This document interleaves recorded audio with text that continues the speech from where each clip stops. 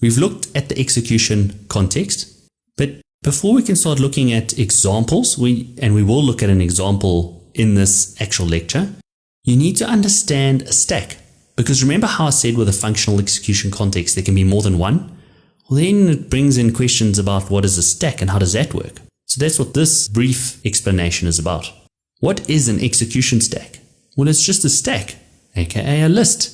It's a list of all the execution contexts that have been created. The execution stack is known as a calling stack in other languages. So what's awesome is that once you've nailed this down, you'll be able to understand how other languages work as well. Now, when the engine runs through your code, it creates a global execution context. We've already seen this.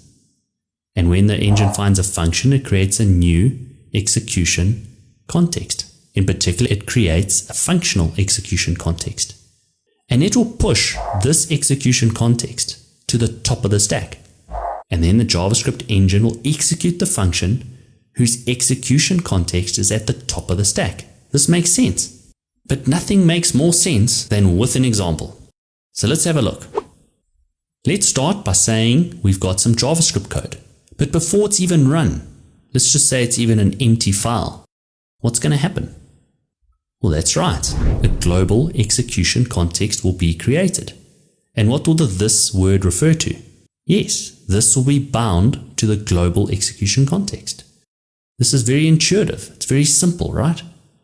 That's why don't let all these fancy words and execution stacks and contexts intimidate you. Once you've got it, it's actually quite simple. We just need to look at it piece by piece.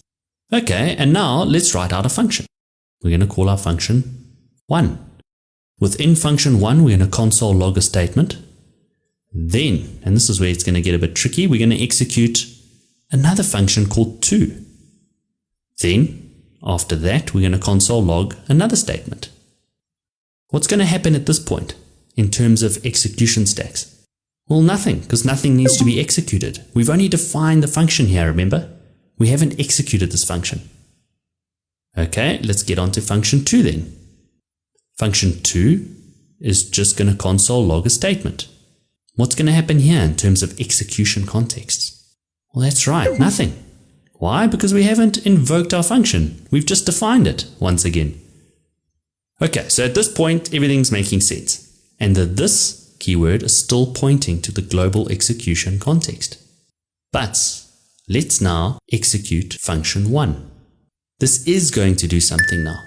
What's it going to do? Well, when function 1 is executed, it's going to create a function execution context. Remember, we've been through this. And it's going to push down that global execution context.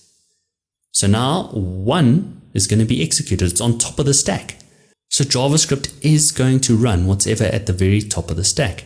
So the first thing JavaScript's going to do is do what? Yes, it's going to execute the console.log statement. Then what is it going to do? Oh, yes, it's going to reach 2. And now it's going to execute function 2. So what does that mean in terms of execution context? Yep, you guessed it, it's going to go to the top of the stack. Everything else will be pushed down. And remember what it means to be at the top of the stack? It means that that is the function that JavaScript is going to currently be executing. So the next step is going to be for what? That's right, it's going to be for JavaScript to execute console.log. It's going to run that statement. When that statement is complete, what's going to happen? Well, function 2 is done. It's finished.